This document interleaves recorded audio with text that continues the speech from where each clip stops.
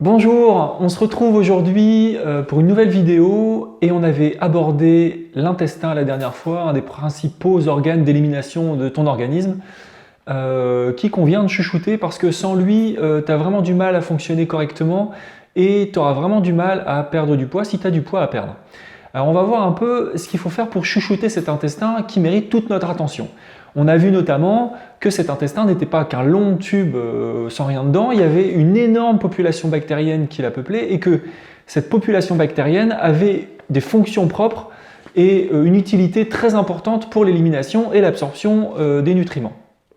Alors, qu'est-ce qu'on doit faire pour chouchouter cet intestin? Il y a déjà pas mal de trucs que tu vas devoir virer de tes placards, et notamment les produits industriels ultra transformés qu'on peut trouver dans les rayons de nos supermarchés et qui sont absolument impropres à la consommation.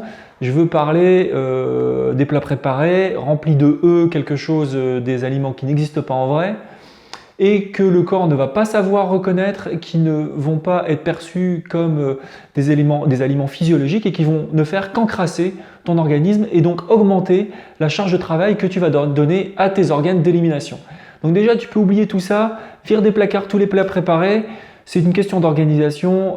Tu feras peut-être ton batch cooking, dans le terme qui est à la mode actuellement, pour avoir des plats de qualité régulièrement dans ton frigo sans perdre trop de temps. Voilà, ça c'est la première chose. La deuxième chose, tu vas devoir enlever des toxiques. Alors les toxiques ne sont pas ceux qu'on considère habituellement comme toxiques, mais au regard de la naturopathie, ils présentent et d'une aucun intérêt physiologique et nutritionnel, et d'un autre côté, ils peuvent s'avérer dangereux, voire délétères pour la santé. Le premier de ces aliments dits toxiques, c'est l'alcool. Alors ça, c'est pas un scoop. Si tu es un peu porté sur la diététique, etc., tu sais que de toute façon, quel que soit le type d'alcool que tu ingères, c'est dommageable pour ta santé. Donc l'alcool, avec grande modération, si tu veux avoir un intestin en bonne santé. L'autre chose que tu peux virer de tes placards aussi, c'est le sucre blanc. Le fameux sucre blanc de betterave qu'on trouve un peu partout dans les plats préparés, dans les desserts industriels, etc., qui ne présente aucun intérêt physiologique, qui acidifie énormément ton terrain et qui va te causer de gros problèmes si tu en abuses, qui va causer notamment une déminéralisation importante de ton organisme. Voilà. Ensuite, on va enlever le café. Le café en lui-même n'est pas un problème, c'est le café torréfié qui pose un problème parce que il devient un fort excitant, un produit qui va aller stresser tes glandes surrénales, celles qui sont au-dessus des reins, qui sont responsables de la sécrétion des hormones de stress. Et en fait, quand tu bois un café, tu as l'impression d'avoir la patate parce qu'en fait, tu es en stress.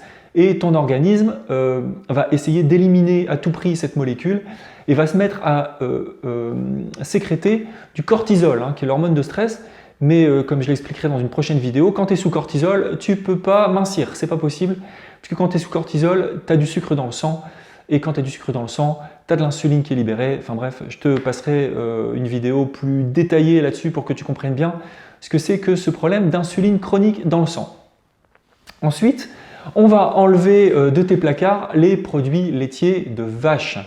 Parce que le lait de vache, c'est un produit qui est synthétisé par la vache, donc, et dont le but est que le veau fasse à terme plus de 500 kg. Alors, sauf si tu veux faire à terme 500 kg et figurer dans le Guinness des records, globalement, il n'y a vraiment aucun intérêt à ce que tu consommes des produits laitiers de vache, même si ceux-ci contiennent des probiotiques qui sont importants pour l'intestin, mais on va le remplacer par d'autres choses qui sont moins dommageables, parce qu'en même temps que le lait apporte un gros montant, enfin un gros quota de probiotiques, il va générer aussi énormément de déchets qui vont surcharger ton intestin.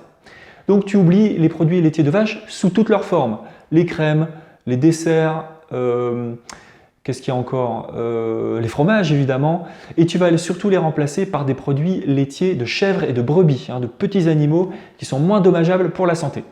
Ensuite, tu vas essayer de freiner un peu sur le gluten. Pas que le gluten en tant que tel soit un problème, sauf pour les gens qui sont intolérants au gluten, donc qui ont des maladies cœliaques, mais le gluten en excès pose d'énormes problèmes parce que c'est une colle qui va aller coller les déchets sur l'intestin et qui va t'empêcher d'éliminer ces déchets de manière correcte. Alors, il y a plusieurs types de gluten. Le problème, c'est qu'aujourd'hui, le gluten étant très intéressant pour la panification des produits, hein, comme les viennoiseries, le pain, etc., on a sélectionné des espèces qui sont extrêmement riches en gluten et qui vont alors surcharger ton intestin qui ne pourra pas faire face à cette orgie de gluten. Donc, on va freiner sur le gluten et donc on va freiner sur le blé notamment, sur l'avoine, sur le seigle et sur l'orge. Le moyen mémotechnique, c'est BASO, enfin en tout cas pour moi, blé, avoine, seigle, orge, avec un bémol sur l'avoine parce que ce n'est pas le même gluten que pour le blé et on peut avoir des bénéfices à consommer de l'avoine. Mais voilà, globalement, freine sur le gluten et ça fera du bien à ton intestin. Et puis aussi, pour soigner ton intestin, il va falloir soigner ton état de stress. Parce que le stress, et c'est scientifiquement prouvé pour le coup, le stress a une influence directe sur ta population bactérienne de ton intestin.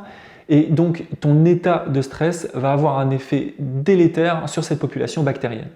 Donc, on va descendre en régime au niveau nerveux et on va avoir une population bactérienne qui va s'améliorer. Et puis après, on va lui donner des choses bonnes pour ton intestin. On va améliorer notre microbiote. On va apporter des probiotiques. Alors les probiotiques qu'on va trouver dans l'alimentation ne sont pas destinés à peupler ton intestin, ils sont là de manière transitoire, mais le moment où ils sont là, ils aident énormément le microbiote résident, hein, notamment aidant à synthétiser des protéines importantes, etc., etc. Et pour ça, donc tu vas ingérer des produits fermentés, comme le tempeh, le miso, le kéfir de fruits notamment, le kombucha qui est un thé fermenté. Bref, ce sont des aliments ou des nutriments, des choses que tu vas ingérer et qui vont apporter énormément de probiotiques qui vont venir en aide à ton probiotique résident. Tu vas aussi apporter des prébiotiques. Les prébiotiques, il n'y a rien de vivant dans les prébiotiques, c'est juste des fibres qui vont aller nourrir ta flore intestinale. On va le trouver dans les légumes cuits, dans les légumes crus, et aussi dans le psyllium blond, par exemple, j'en avais parlé dans la précédente vidéo, ce sont des téguments qui vont venir nourrir ta flore intestinale. Alors justement, en concernant ces super aliments pour ton intestin, ces aliments riches en probiotiques qui vont venir aider ton microbiote intestinal, je ferai, je pense, une série de vidéos sur la manière dont on cultive ces super aliments, comme le kéfir par exemple, comment faire une boisson au kéfir, comment faire du kombucha, comment faire du tempeh, comment faire du miso, qui t'aideront justement à apporter ce genre de nutriments à ton intestin régulièrement dans ton régime alimentaire au jour le jour. Voilà, donc si on veut résumer, 1. Tu vires les aliments industriels qui n'ont aucune utilité, voire qui sont dangereux pour la santé, tu freines sur le sucre, tu freines sur le lait de vache, tu freines sur l'alcool, tu freines sur le café, ça c'est la base pour soigner ton intestin. Ensuite, tu vas leur apporter régulièrement des probiotiques pour les aider à fonctionner, tempeh, miso, kéfir, kombucha, graines germées par exemple. Et ensuite, tu vas leur apporter des prébiotiques, donc des fibres hydrosolubles qui vont venir nourrir cette population bactérienne. Et pour ça, tu vas manger énormément de légumes crus et cuits. Et tu vas apporter de temps en temps des compléments alimentaires comme le psyllium et notamment le psyllium blond. Voilà, je te remercie de ton attention, je te donne rendez-vous pour une prochaine vidéo où là on parlera des autres organes émonctoires. Je ne sais pas encore trop ce que je vais y dire, mais je te tiendrai au courant. Merci de ton attention, à bientôt, au revoir.